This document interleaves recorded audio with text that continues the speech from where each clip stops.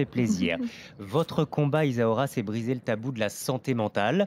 Quand parfois ça ne va pas, la santé mentale dans le sport, c'est encore vraiment un tabou aujourd'hui chez les sportifs? Bah, justement, hier, j'étais encore avec, une athlète qui a participé, aux Jeux olympiques et qui a toujours pas, réussi à reprendre, l'entraînement depuis.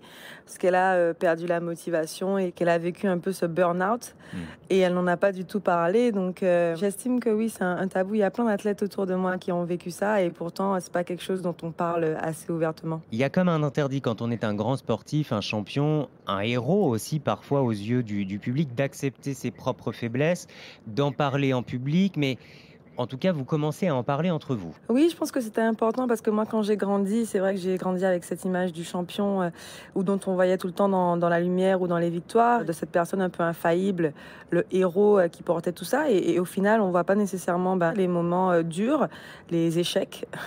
Il y a beaucoup plus d'échecs et des fois de remises en question que de victoires. Si j'osais un jeu de mots sans qu'il soit mauvais, c'est le fameux revers de la médaille en fait. Je vous parle de revers de la médaille parce que c'est justement aux Jeux Olympiques que ce sujet vous a touché personnellement. Vous avez rapporté une très belle médaille des Jeux de Tokyo, médaille en équipe, médaille d'argent. Et pourtant, vous le dites aujourd'hui, elle vous a pas procuré beaucoup de joie cette médaille. Pourquoi? Cette médaille-là, elle représentait beaucoup de choses. Ça faisait mes troisièmes Jeux olympiques, ma troisième participation aux Jeux. J'ai beaucoup travaillé pour l'obtenir, mais mon objectif principal, c'était la médaille individuelle. Et je suis arrivée un peu en favorite et j'ai pas réussi à atteindre mon objectif. On est anéanti parce que c'est tous les 4 ans, parce que c'est une compétition importante. Et voilà, on a beaucoup de pression, on veut toujours bien faire puisque voilà, être athlète de haut niveau, c'est toujours viser plus haut et tout faire pour y arriver, donc toujours être dans la zone rouge. Et là, j'ai pas eu ce que je voulais. Et c'est vrai que ça a été un coup dur à ce C'est à moment-là ce de moment-là ma que, carrière. qu'en fait, vous vous êtes, effondré peut-être pour la première fois. Vous dites, «Je pleurais, je suis resté 2 jours dans ma chambre, j'arrivais plus à en sortir» et Mm. pourtant il fallait y retourner, il fallait se relever parce qu'il y avait aussi cette compétition par équipe. Oui, c'est vrai que c'est ce qui s'est passé aux Jeux olympiques. Tout va très vite. Et du coup, cette journée que j'avais attendue, elle se passait pas comme je le voulais.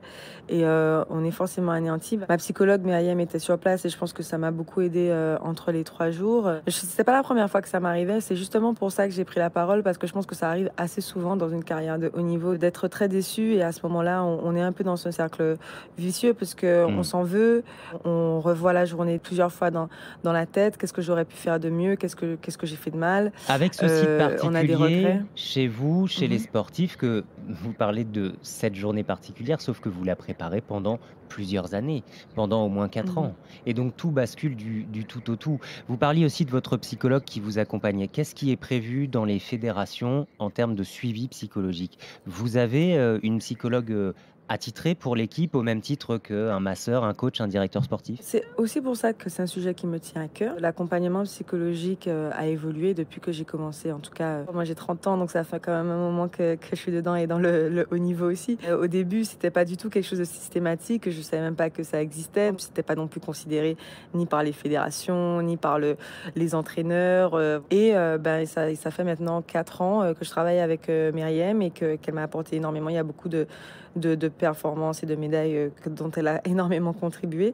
Mais à l'heure actuelle, voilà, il y a encore un manque de ça, de C'est ce que prise vous en compte. réclamez, vous, en tout cas. Les autres sportifs aussi? Oui, de plus en plus, il y a des athlètes qui assument avoir un suivi psychologique, En avoir besoin un surtout. accompagnement. Il y a cette image qu'il faut détruire, que voilà, c'est parce qu'on a des problèmes qu'on va voir un psy. C'est aussi mon discours s'adresse à tout le monde parce que je pense que ça peut vraiment toucher tout le monde dans la société de se sentir peut-être un peu moins bien, d'avoir des burn-out, mais aussi tout simplement pour voir qu'est-ce qui dans son environnement est mieux à mettre en place pour être plus performant, pour être plus heureux. Moi, je crois vraiment qu'un athlète heureux est plus performant. Il y a deux choses, donc qui se soit intégré complètement à la recherche de performance, et ça évolue.